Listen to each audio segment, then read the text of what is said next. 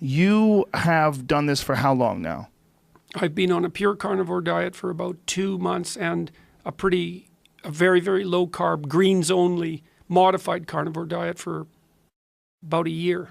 So in the year... And a low carb diet for 2 years. So from the time that I've known you for what, 2.5 years now, something like that? Yeah. When I first met you, you had much more weight on your body. Yeah. You looked different. Yeah.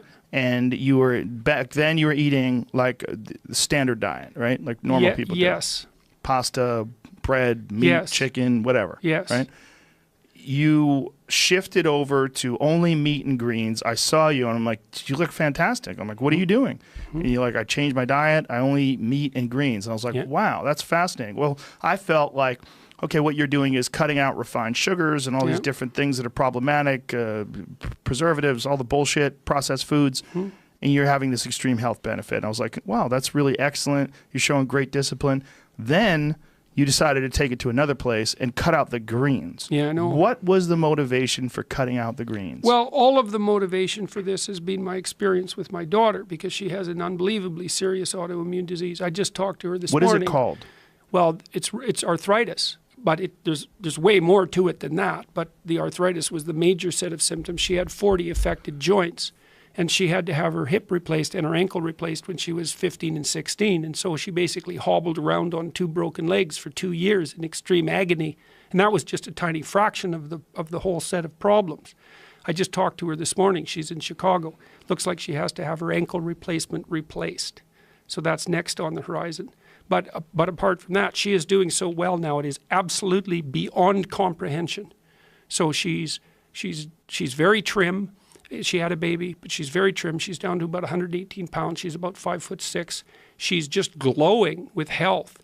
All of her autoimmune symptoms are gone, all of them. And she was also seriously depressed, like severely depressed, way worse than you think. She couldn't stay awake for more than about 6 hours without taking Ritalin. And she was dying. And I had a cousin, my cousin's daughter, she died when she was 30 from an associated autoimmune condition. So there's a fair bit of this in our family. It was bloody bleak, I'll tell you. And my wife always had a suspicion that this was dietary related, and Why? Well, we did notice that when Michaela was young, if she ate oranges or strawberries, that she'd get a rash. Like there were, and then when she developed arthritis, if she ate oranges in particular, that would definitely cause a flare. It was the only thing we could see. The problem is that in order to identify a dietary component, the response has to be pretty quick after you eat the thing. Like if it's 2 days later, how the hell are you going to figure that out? Right. A lot of these responses appear to be delayed for 4 days and last a month. So good luck figuring that out. Anyways, Michaela noticed about 3 years ago, no more than that now, 5 years ago, she was at Concordia University and struggling with her illness and all the associated problems. She noticed that around exam time, she was starting to develop real skin problems. And my cousin's daughter, who I mentioned, had really bad skin problems and wounds that wouldn't heal. And that was partly part of the process that eventually killed her. And she thought, oh, it must be stress. And then she thought, wait a second, I really changed my diet. When I'm studying, all I do is eat bagels. All I do is eat bread, sandwiches. She thought, maybe it's the bread. So she cut out gluten first. And it had a remarkable effect, like a really remarkable effect. And then she went on a radical elimination diet all the way down to nothing but chicken and broccoli. And then her symptoms started to drop off one by one. And one of the things that happened is she started to wake up in the morning. She started to be able to stay awake all day. And when you're only staying awake for 6 hours with Ritalin, staying awake all day, that's like having a life. And so a whole bunch of things improved. Then her depression went away. And I've had depression since I was 13 probably, and very severe. And I've treated it a variety of ways, some of them quite successfully. But it's been a constant battle. And my father had it, and his father had it. And it's all just rife in my family. And my wife has autoimmune problems in her. When you say depression, define it. How would you define it? Because that's a blanket term. Yeah. Well, imagine that you wake up and that you remember that all your family was killed in a horrible accident yesterday. You would feel that even if nothing was wrong. Yes. Just It's dread. actually worse than that. Because, really? Well, one of the things Michaela told me was she thought, well, what's it like to be depressed? Well, imagine you have a dog and you really love the dog, and then the dog dies. And then about 3 years ago, our dog died. And that was Michaela's dog, and she really liked that dog. And she said, That was bad, but it's nowhere near as bad as being depressed. And I asked her too at one point when she was about 15 or 16. I said, look, you've got a choice, kid. Here's the choice. You can either have depression or arthritis. Which one? I'll take the arthritis. Well, that was after she'd lost 2 joints. So it was no joke. It's no joke, man. There isn't anything. No, I wouldn't say that. I wouldn't say there's nothing worse, because worse is a very deep hole. Right. But it's bad. Yeah, people will prove you wrong, right? Oh, yes, definitely. Worse is a deep hole. Anyways, her depression went away. All these symptoms went away, and like radically. So what changed her from chicken and broccoli to carnivore? Well, she kept experimenting, and she got very sensitive to all sorts of foods in the aftermath of that too. So this is why I wouldn't recommend that anybody does this casually, because we don't understand much about it. But the upshot was that, well, she kept experimenting, and she started to add things back and take them away. And sometimes when she added things, the results were devastating. She was like done for a month. She'd eat the wrong thing, done for a month. All the symptoms came back, the depression came back. She thought that her whole dietary theory was wrong because it lasted so long and was so extreme. And it's like it took her 2 years to figure out that really what she could eat was beef and greens, and then she figured out that she could only eat beef.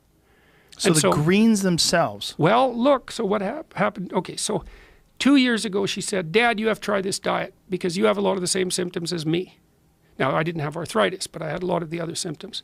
And I thought, oh, Christ, okay, Michaela, I can try anything for a month. She said, try it for a month. I thought, okay, whatever. I can hang by my fingernails from the windowsill for a month. It's like, it's just not that big a deal. And so I went on a really low carb diet. Okay, so this is what happened. I had gastric reflux disorder, and I was snoring quite a lot. I stopped snoring the first week. I thought, what the hell? That's supposed to be associated with weight loss. Because I had gained some weight. I weighed about 212 pounds, and I'm about 6'1½", so that was my maximum weight. I stopped snoring, which was a great relief to Tammy. So that just quit, and that's a big deal, right? Because if you snore, you have sleep apnea, and then you don't sleep right, and it's like not a good thing.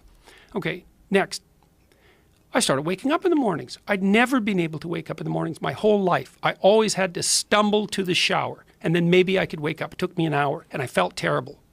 And so all of a sudden I woke up, and it was like, oh, look at that. I'm awake in the morning, and I'm clear-headed, and things aren't gloomy and horrible. It's like, well, isn't that weird? Then I lost 7 pounds the first month. I thought, 7 pounds, that's a lot in a month. And I'd already gone for a whole year on a sugar-free diet, and I didn't lose any weight. And I'd been exercising. Sugar-free, but did you cut out bread and gluten? No, it was just no desserts, no sugar. No, and I thought that might do it. Didn't make any difference at all. 7 pounds. Well, then I lost 7 pounds the next month. Then I lost 7 pounds the next month. I lost 7 pounds every month for 7 months. It's like I had to throw away all my clothes. I went back to the same weight that I was when I was 26. And my psoriasis disappeared. And I had floaters in my right eye, and they cleared up. And then the last thing that went away for me, I was still having a bitch of a time with mood regulation, and that sucked because when I changed my diet, I didn't respond to antidepressants properly anymore. They weren't working. And so although I was getting better physically in a variety of ways, like radical ways, I was really having a bitch of a time regulating my mood, and I was having sporadic, really negative reactions to food when I ate something I shouldn't. So that took about 1.5 years to clear up, and I was still really anxious in the morning up to 3 months ago, like horribly, and then it would get better all day. People said, well, you're under a lot of stress, and I thought, yeah, I've been under a lot of stress for like 10 years. It's like, it's a lot, but it wasn't any more stressful than helping my daughter deal with her illness, that's for sure. That, no, this is something different. And she said to me, quit eating greens. And I thought, oh, really? Jesus, Michaela, I'm eating cucumbers, lettuce, broccoli, and chicken and beef. It's like I have to cut out the goddamn greens? It's like, try it for a month. Okay. Within a week, I was 25% less anxious in the morning. Within 2 weeks, 75%. And I've been better every single day. I'm better now probably than I've ever been in my life. And I haven't been taking antidepressants for a whole year. So I don't know what, and I weigh 162 pounds. Like I have and I've actually gained musculature. I've been doing some working out, but not a lot. And so I can sleep 6 hours a night, no problem. I wake up in the morning, I'm awake. If I take a 15-minute nap, that used to take me an hour to recover from, that's gone. Here's the coolest thing. I've had gum disease since I was 25. That's been serious enough to I've had to have minor surgical interventions, scraping and that sort of thing to keep it at bay. It's gone. I checked with my dentist before this last tour. No inflammation. And that's associated with heart disease, by the way, gum inflammation and gingivitis. It's a good risk factor for heart disease. It means the systemic inflammation is gone. And it's not supposed to happen. You're not supposed to recover from gingivitis. And my gums are in perfect shape. It's like, what the hell? So here's what happened. I lost 50 pounds. It's like, that's a lot, right? I'm nowhere near as hungry as I used to be. My appetite's probably fallen by 70%. I don't get blood sugar dysregulation problems. I need way less sleep. I get up in the morning and I'm fine. I'm not anxious. I'm not depressed. I don't have psoriasis. My legs were numb on the sides. That's gone. I'm certainly intellectually at my best at the moment, which is a great relief, especially doing this tour. Depression is gone. I'm stronger. I can swim better. And my gum disease is gone. It's like, what the hell? And you've done no blood work, so you don't know what your lipid profile is, or no. I'll get that done again when I go back. Do you to take any Toronto. vitamins? No, no. I eat beef and salt and water. That's it. And I never cheat, ever. Not even a little bit. Nothing. Soda, no wine. I drink club soda. Well, that's not. It's still water. Well, you know, when you're down to that level, no, it's not. So Look, Joe, there's club soda, which is really bubbly. There's Perrier, which is sort of bubbly. There's flat water, and there's hot water. So those distinctions, those distinctions start to become important. That is crazy.